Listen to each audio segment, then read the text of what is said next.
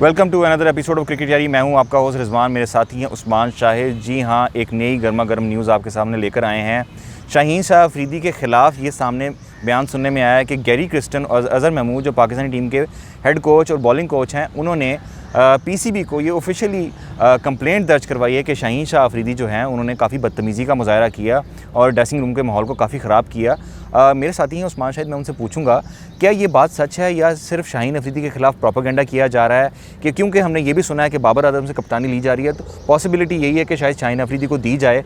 तो क्या ये आपको लगता है कि कोई दो धड़ों में बढ़ चुका है और शाहीन अफरीदी के खिलाफ कोई ग्रुप है जो उनके खिलाफ ये एक्शन ले रहा है? देखें रिजवान भाई, ये रिपोर्ट सबमिट की है एक गोरे कोच ने, कि पाकिस्तानी कोच ने की होती तो आप कह सकते थे कि शायद वो पॉपुलर डिसीजन के चक्कर में पीछे छुपने की कोशिश कर रहा है, बाबर आजम के पीछे छुप कर कोशिश कर रहा है कि बाबर आजम कप्तान रहे।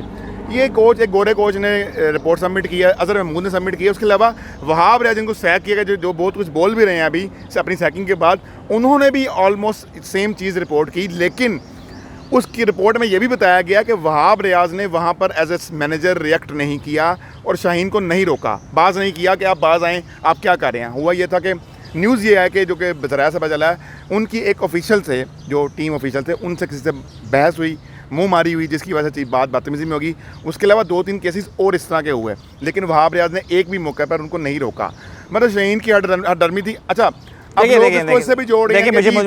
कप्तानी ली गई, उसका मेंटल अपसेट। देखिए आप ये जो बात कर रहे हैं, जिक्र कर रहे हैं, पहली बात तो ये कि वहाब रियाज को अगर ऐसी कोई शिकायत थी, ये लोग हमेशा सैक होने के बाद ही क्यों करते हैं? क्या ये लोगों को नौकरी डिपेंडेंट है? एग्जैक्टली मुझे इस बात से बिल्कुल एतराज़ है। दूसरी बात ये है कि देखें, सबसे बड़ी कंप्लेंट अगर आती तो it should come from the captain. Babar Azam और शाहीन अफरीदी का कोई डायरेक्ट फड्डा होता तो हमें समझ भी आ जाती। अगर शाहीन अफरीदी बदतमीज़ी उनके सर को चढ़ी हुई थी तो बदतमीज़ी का निशाना डायरेक्ट बाबर आजम होना चाहिए था। और अगर आपने गोरे की बात की है, गैरी क्रिस्टन की बात की, तो यार वो जुमा 8 दिन हुए हैं उनके, हमें क्या पता। सिर्फ गोरे होने से तो आप ये नहीं अंदाज़ा लगा सकते कि वो सच्चे आदमी हैं। देखें अभी तो वो आए हैं, उनको कौन फीड क्या कर रहा है, कौन क्या बता रहा है, उनको हिस्ट्री का पता नहीं है, ड्रेसिंग रूम के माहौल का उनको आइडिया नहीं है।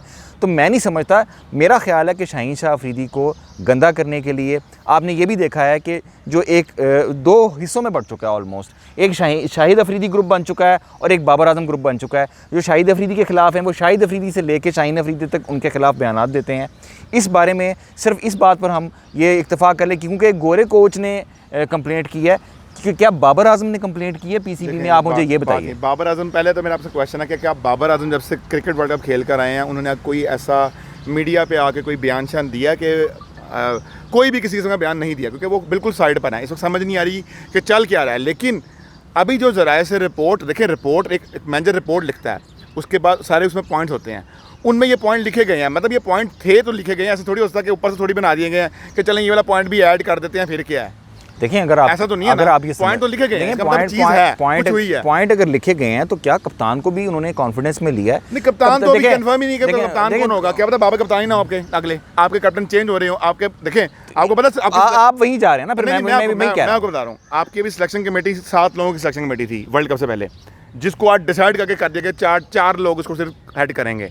उसमें से बाबर आजम भी एक्सक्लूड कर दिए गए हैं, कैप्टन जो कैसे कैप्टन पार्ट थे वो भी एक्सक्लूड कर दिए गए हैं। अब सिर्फ 4 लोग हैं, असद शफीक, मोहम्मद यूसुफ, जेसन गिलेस्पी और आपके white ball coach Gary Kristen. उसमें बाबर आजम, वहाब रियाज और अब्दुल दाऊद का हिस्सा नहीं है।